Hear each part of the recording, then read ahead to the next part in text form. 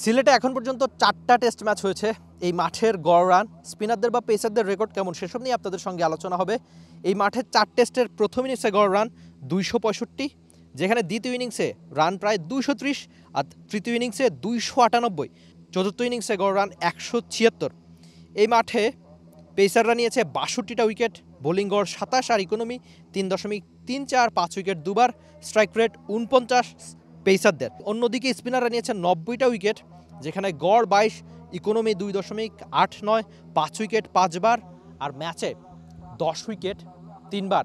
এই পরিসংখ্যানগুলো জানায় যে এই মাঠে স্পিনাররা বেশ খানিকটা সাহায্য পাবে। তবে আপনি যদি মিরপুরের কথা চিন্তা করেন, সেই তুলনায় এই সিলেটে টেস্ট ক্রিকেট জমজমাট হবে। জমজমাট কেন হবে? আপনি থার্ড ইনিংসে যে দল ব্যাট করবে বা প্রথম ইনিংসে যে দল ব্যাট করবে, টস জেতা মানে হয়তো আগে ব্যাটিং করার সম্ভাবনাই অনেকখানি বেশি, কেননা প্রথম দিনে রান করাটা একটুখানি ইজি, যেটা প্রথম ইনিংসের গড় পরিসংখ্যান সে কথা বলে।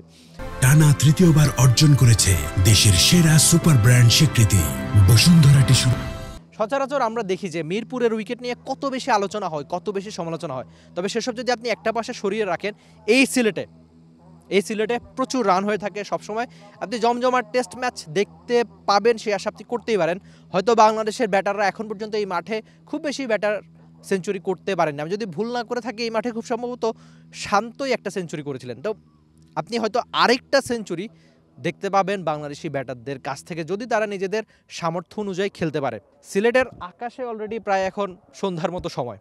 তবে ওই যে দিনের শুরু থেকে স্পিনাররা সাহায্য পাবে, পেসাররাও যদি নিজেদের সেরা ছন্দে থাকেন, হয়তো উইকেটের ফায়দা নিয়ে। আমরা জানি যে টেস্ট ক্রিকেট বা যে কোনো দিনের শুরুতে প্রথম 30 মিনিট 40 মিনিট পেসাররা অনেক বেশি সাহায্য পেয়ে থাকেন।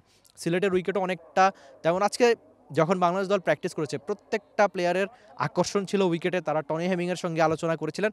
তো সব মিলিয়ে আপনি একটা জমজমাট টেস্ট ম্যাচ আশা করতে পারেন, যেখানে হয়তো গুরুত্বপূর্ণ রোল প্লে করতে হবে মেহেদী হাসান মিরাজকে আর সঙ্গে Taijul.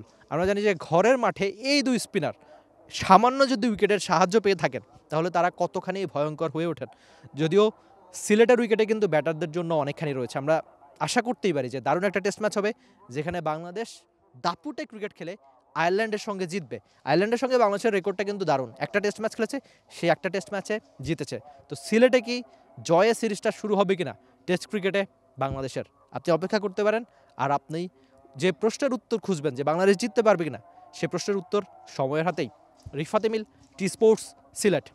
For more updates, subscribe to our YouTube channel and click on the bell icon. Follow us on Facebook and Instagram. Download T-Sports app to enjoy exciting games and highlights. Visit tsports.com.